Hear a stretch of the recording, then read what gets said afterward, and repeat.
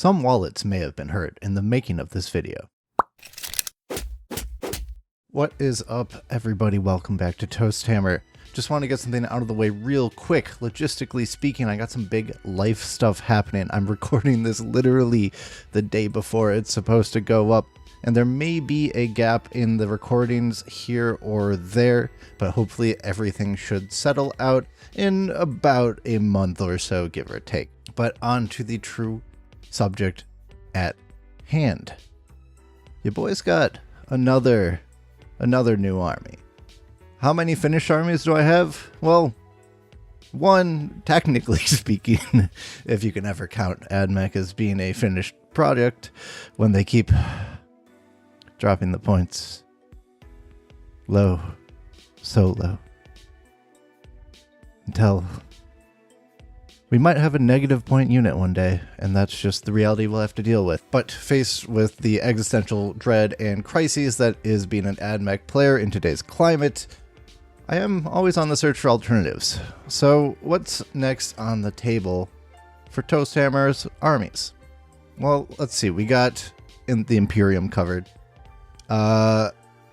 We got AdMech, we got Knights, we got Xenos going with the Gene Stealer cults. Haven't done a whole lot on them yet, but there is a lot upcoming. I can share that much with you. So what's next for me? Chaos? Well, maybe. But maybe not in the way you think. I picked up 2 boxes over...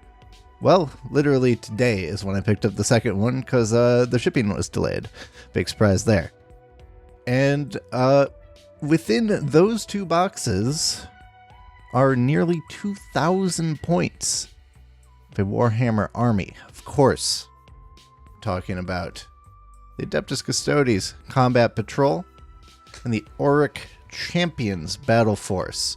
That's right, 2 boxes, 32 models, 1,985 points. That's a full army at a competitive scale in 2 value boxes for $370 US.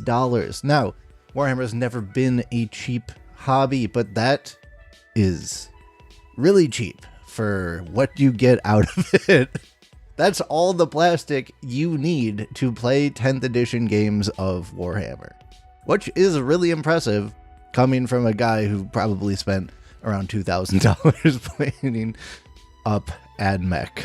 So, why are they chaos? Well, if you haven't read the Eisenhorn, Ravenor, and now Bequin trilogies, maybe take a quick pause on the video, go ahead and read those 9 novels and several short stories and counting, and then come back having a full knowledge of the current lore.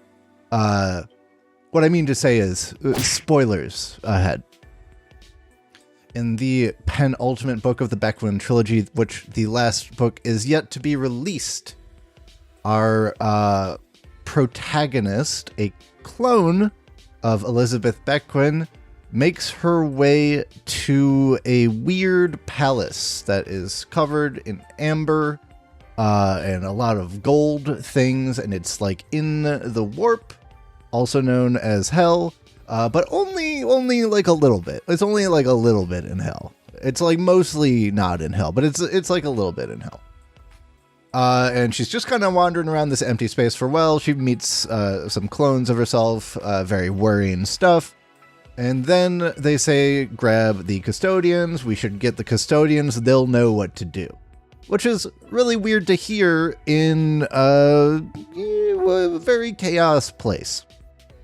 She gets a book, gets out of there, and then she eventually has the book translated, of which to mean that the translation of the book is the name of the person in charge of that weird chaos palace that she was in.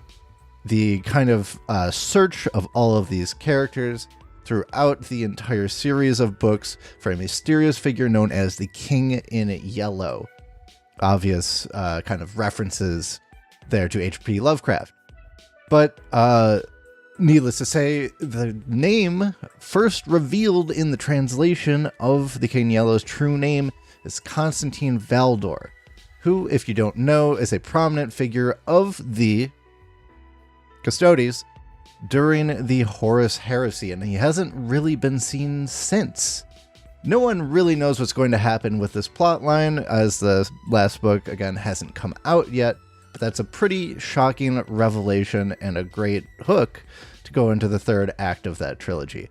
And I think it would be very cool to do a King in Yellow, kind of not a total conversion, but a heavily converted custodian army. We have no physical description of what these guys look like, so it's essentially vibes based, going off of some descriptions of the palace. I was thinking of removing their Aquillas, but that's kind of all there is. If you can, well, my light's not helping. There's a lot of Aquillas. I'll put some pictures up. So I don't know if I'm going to fully do that, but I think I'm going to do some head swaps. I don't love the base Custodes heads. And I think I'm going to do a little bit of things to make them like a little bit less of an ornamental thing and maybe a little bit more functional to represent the harsher environment that they were in. There's a lot of descriptions in the book of the Ouroboros, or infinity kind of sideways 8 symbol, being peppered everywhere in the grounds of the palace. So I might see if I can include that somewhere with some custom sculpting. There's a lot of things to consider here, and I think a lot of potential for some pretty cool models. And the thing is, the really cool thing about collecting Custodes is you can kind of go as crazy as you want with them, because there's only like 30 models that you have to build and paint.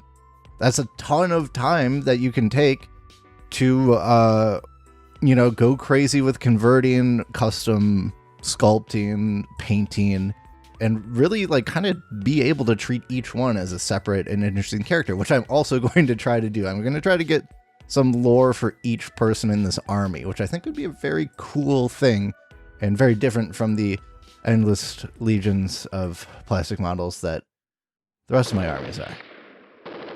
So many neophytes. So many. Anyway, I think I am very excited to get started with this army, but I'm not quite ready to get started just yet. I still have a lot of backlog to take care of. I might not even get to Custodes this year, but it's definitely a project that has me pumped. But before I ask your opinion, let me address the elephant in the room. The question that literally zeros of people were asking my opinion about. What do you think of the new women Custodes? Well,